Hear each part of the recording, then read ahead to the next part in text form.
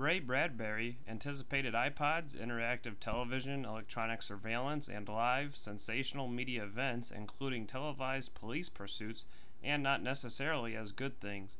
The science fiction fantasy master spent his life conjuring such visions from his childhood dreams and Cold War fears, spinning tales of telepathic Martians, lovesick sea monsters, and in uncanny detail the high-tech, book-burning future of Fahrenheit 451.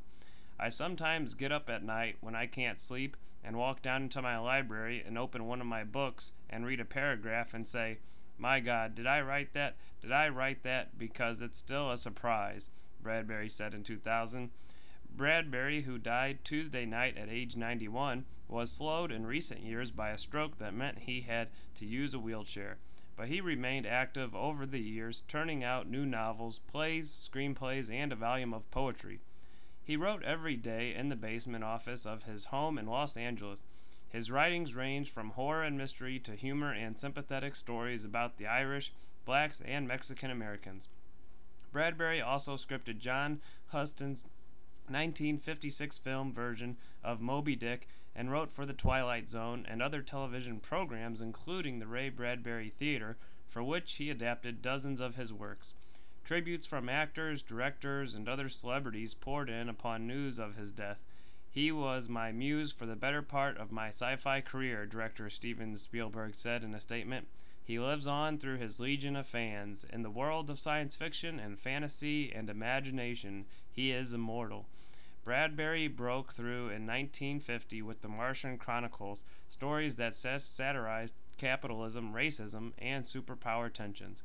Like Arthur C. Clarke's Childhood's End and the Robert Wise film, The Day the Earth Stood Still, Bradbury's book was a Cold War morality tale in which imagined lives on other planets serve as commentary on human behavior on Earth.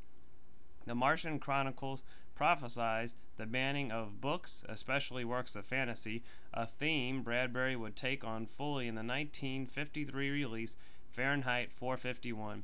Inspired by the Cold War, the rise of television, and the author's passion for libraries, it was an apocalyptic narrative of nuclear war abroad and empty pleasure at home, with firefighters assigned to burn books instead of putting blazes out.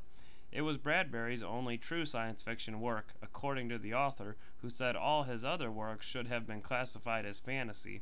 A futuristic classic often taught alongside George Orwell's 1984 and Aldous Huxley's Brave New World, Bradbury's novel anticipated today's world of iPods and electronic surveillance. Bradbury's literary style was honed in pulp magazines and influenced by Ernest Hemingway and Thomas Wolfe, and he became the rare science fiction writer treated seriously by the literary world.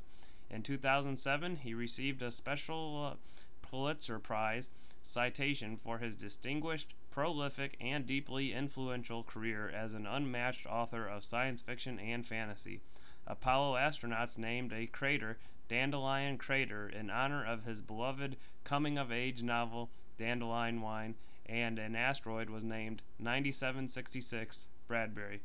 He won an Emmy for his teleplay of The Halloween Tree and received the National Medal of Arts in 2004 from President George W. Bush. Born Ray Douglas Bradbury on August 22, 1920, in Waukegan, the author once described himself as that special freak, the man with the child inside who remembers all.